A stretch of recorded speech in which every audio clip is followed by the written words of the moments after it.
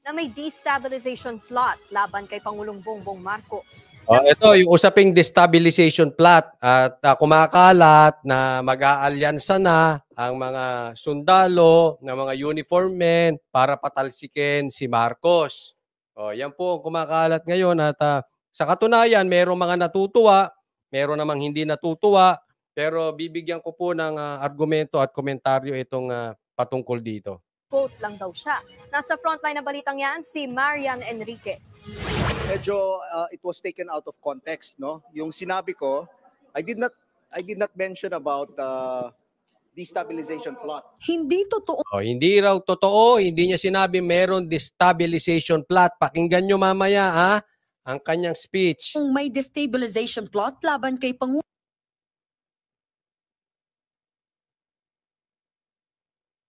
Hindi marinig? Ano hindi marinig? Naririnig ba?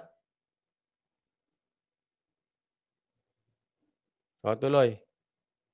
Pulong Bongbong Marcos sa hanay ng Armed Forces of the Philippines. Yan ang iginiit ni AFP Chief of Staff General Romeo Browner Jr. matapos isiwalat ang umano'y nilulutong kudeta sa kanyang talumpati sa Joint Change of Command at Chief of Office Ceremony sa Camp Don Basilio Navarro sa Zamboanga City kahapon. Marami po tayong naririnig ngayon, masasabi natin mga destabilization. Ayan, sa kanya mismo galing. Meron tayong naririnig na destabilization efforts. Dito lang nagkaiba, efforts at plot. Pag-usapan natin. Meron daw nilulutong kudeta. Destabilization efforts. May mga nagsasabi na dapat ay magkaroon ulit ng kudeta. May mga nagsasabi, Ang paliwanag kailangan ulit magkaroon ng kudeta. ngayon dyan ni Bronner. Kasi pag sinabi nating plot, parang plano na ito na i-execute na lang, no? So, ang sinabi ko during my statement was that may mga naririnig tayo na mga ugong-ugong ng mga destabilization efforts, no? Yun yung specific word na ginamit ko. So I did not use the word plot. Simpleng panghihikayat lang aniya sa mga sundalo na huwag sumama sa mga pagkilos ang kanyang sinabi sa naturang talumpati. Some of them were former officers. Ito problema natin dyan, ha? Ang sinabi nila ay wala daw plot. So ibig sabihin, umuugong lang, usapin lang, nag-uusap-usap lang, pero hindi yung gagawin na. Kasi yung pag sinabing plot, planado na, i-execute na lang. Ito, malayo pa doon, umuugong-ugong pa lang. Yun ang punto ni Sir. Okay? Kaya lang, ito ang problema ko dyan. Merong mga ibang oposisyon na tuwa. Kahit nga yung ibang vloggers, medyo natuwa dyan na nag-aantay ng coup. Merong mga viewers natuwa dyan. Oy, matutuloy na ang kudeta, ganyan-ganyan. Tagal na namin inaantay. Pati yung mga vloggers na iba, nakisaw-saw pa dyan. Ay, matutuloy na yung kudeta. Yay! Yung mga sabihin natin ang mga opposition vloggers. Okay? So, hindi natin sila sinisisi. Yung iba naman, ayaw. Mali daw yan. Hindi daw tama yung sinabi niya ni Sir. Okay? Pero para sa akin, ito yan.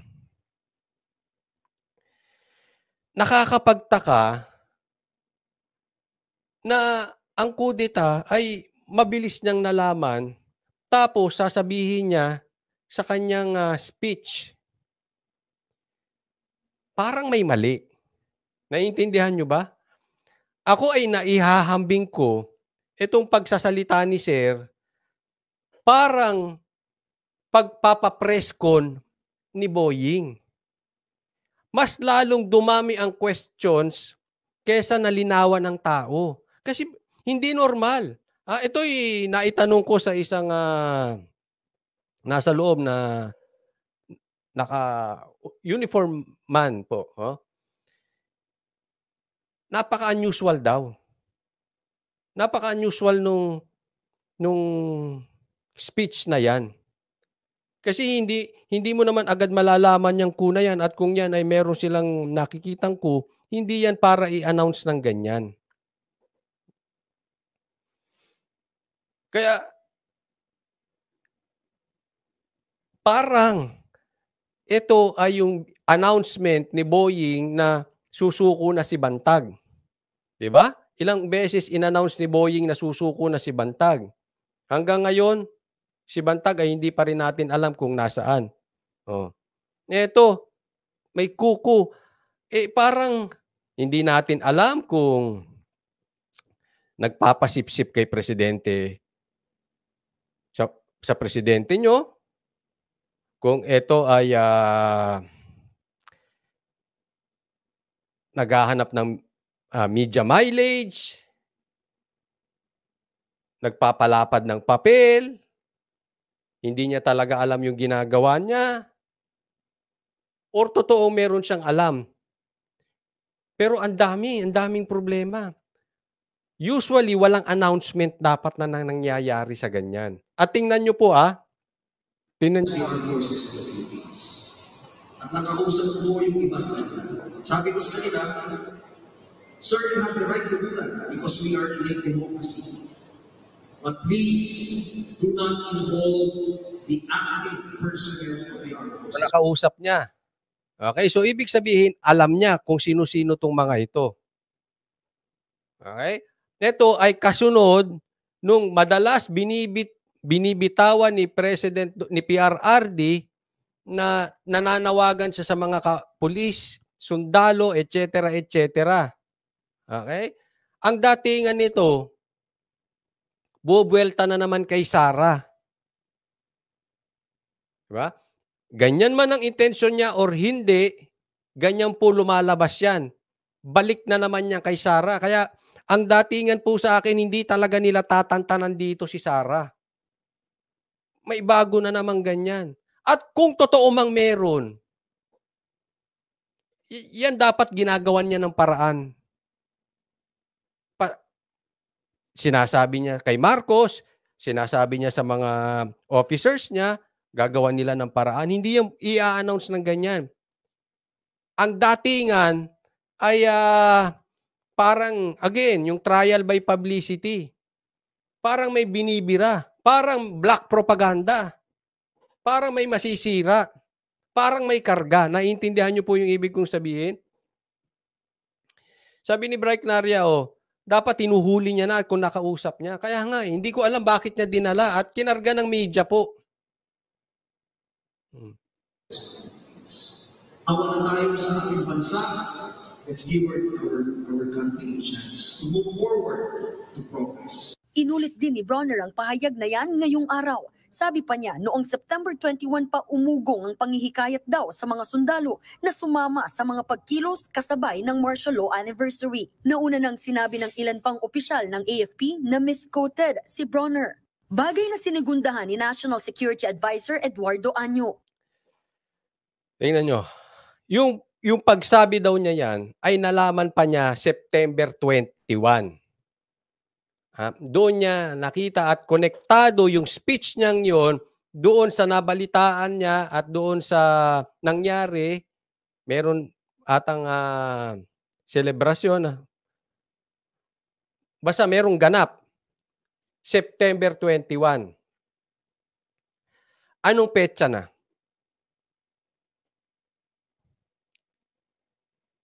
Isa't kalahating buwan bago siya nag-speech ng ganyan. Di ba? Doon na lang kaduda-duda na. Parang may karga. Parang merong gustong pitikin. Parang may gustong siraan. Kaya lang, nabuking. Booking yung galawan, hindi epektibo. Kasi, again, nagkaiba-iba ang basa ng mga vloggers dito, no? Meron nga yung natuwa, gaya na sabi ko sa inyo kanina, meron yung hindi. At ako isa doon. Parang hindi eh. Hindi lehitimong merong umuugong naku. Hindi lehitimo eh. Again, ito po ay aking opinyon.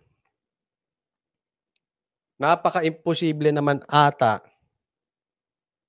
yung galawang ganyan. At yung timing, ngayon nyo lang naisip, ngayon nyo lang naisama sa speech. Bakit kailangan nyo pang ilabas kung September 21 nyo pa? Dapat nagawan nyo na ng paraan yan.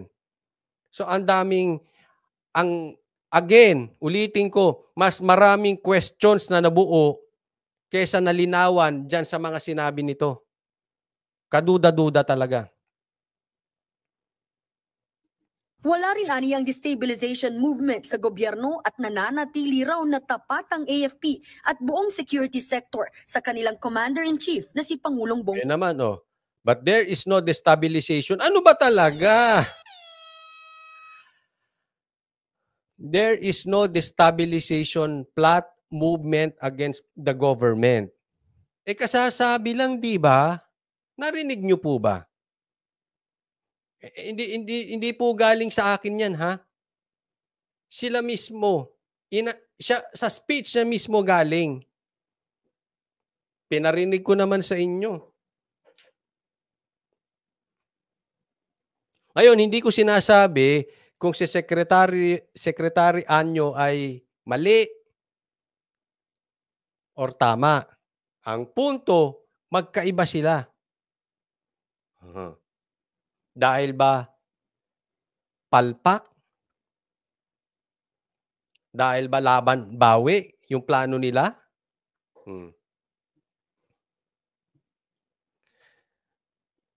Kaya ako, laging ugali ko pagka may mga politiko magsasalita, especially sa mga press con, sa mga ganitong malalaking speech. Titingnan nyo, ano kaya ang agenda nito? Kasi ang politiko naman, hindi yan magsasalita ng straight. Merong karga yan. Anong gusto nitong iparating sa tao, pero ano ba talaga ang agenda niyan? Kadalasan magkaiba. Merong gustong iparating sa tao, pero may ibang agenda. At ako, yan ang nakikita ko dyan. Ang gustong paratingin sa tao, may destabilization at again, ko-connect na naman yan sa Duterte. At ano agenda? In my opinion, again, follow up para kay Sara. Follow up na parang hilain pababa si Sara. Bongbong Marcos. Pero aminado si Anyo na may healthy debates ang ilang retiradong sundalo hinggil sa ilang polisiya ng administrasyon. Tiniyak naman ni PNP Chief Benjamin Acorda Jr. na suportado rin ng kanilang hanay ang administrasyong Marcos. Well, on the part of the PNP, we are doing our monitoring also. But as regards sa PNP side, we don't see any reason for going against the government. We are very much, lalo ang police, we follow the rule of law. Tikom naman ang bibig ng liderato ng... Tulad nito, ha? Review Channel, sabi niya, ang main purpose talaga dyan ni Browner is para siraan sa publiko ang mga Duterte. Simple as that. Nakakaya siyang army chief. Nagpapagabit sa politiko. Ako, I agree with Ray. Patrick, sabi ni Patrick, correct. Destabilization efforts or plot is only announced after it has been foiled. Otherwise, it will never be successfully uncovered.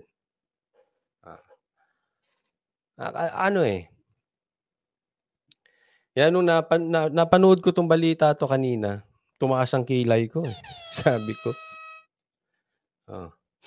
At ayan, magkausap po. Nasa screen nyo magkausap si Subiri at si Speaker. Ang mga nagmamahal sa bansang Pilipinas na sobrang concern. Kamara sa umugong na destabilization plot. Nagsalita na yata si Chief of Staff, General Browner, kaya doon na lang tayo, iiwan na natin sa salita na lang niya. Wala namang pahayag si Paiba-iba nga sir ang salita niya eh. Nung isa may destabilization, tapos ngayon na-misinterpret. Na-misinterpret ba or palpak yung plano? Hindi. Palpak yung ano, ha? Kasi, eto okay, mabalikan ko lang. Yung sa aking palagay, talagang yung ginawa kay Sara, kay BP Sara, na sinilip itong confidential funds, bumubuelta sa kanila. Kasi ngayon, alam na alam ng taong bayan na yung kanilang plano na tumakbo sa 2028, na yung kanilang plano na para hilain pababa si Sara. At higit sa lahat, alam na, nagising na si BP Sara na kung sino ang tunay niyang kaibigan at sino yung ginagamit lang siya. So, yung sa madaling salita, yung plano ay parang pumuputok sa mukha nila. Same nito. Kaya kaduda-duda kasi pagka sobra sa announcement. Pansinin nyo, di ba si speaker mismo sinabi niya, your days are numbered sa mga smuggler. O anong petsa na? May nangyayari ba? Yung nasa listahan nila na included si Michael Mann, inimbestigahan ba? Nasa listahan nila yon. Pinakita yon sa mainstream media, kasama ron. Anong punto ko? Pagka sobra sila sa yung mga pautot nila sa media, parang kaduda-duda. Senate President Mig Zubiri. Ang oposisyon naman kumakala pa ng karagdagang detalye tungkol sa issue. Bilang bahagi ng minority at bilang bahagi ng oposisyon. Ayan, iboto nyo.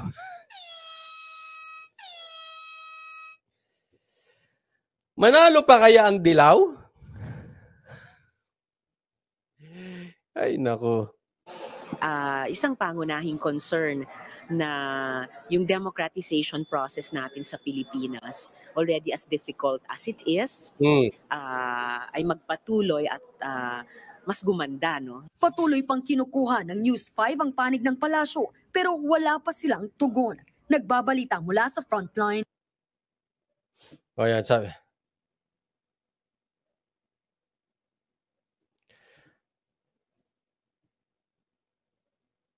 Sabi ni Bright Naria, isa pa Coach Oli ang dalawang concern sa bayan, di kaya sila ang tandem sa 2028. Hindi ko maano hindi ko matansya pa si Subiri. Si Romualdez, malamang-lamang yan, 2028 tatakbo yan. Dalawa lang yan ang ilalaban nila, si Romualdez o si Tulfo, laban kay Sara. Pag hindi tumaas talaga yung kaya pag hindi talaga tumaas ang rating nito si Romualdez, mapipilitan sila at least si Tulfo baka ang itatap nila. Kasi kung hindi naman mananalo si Romualdez,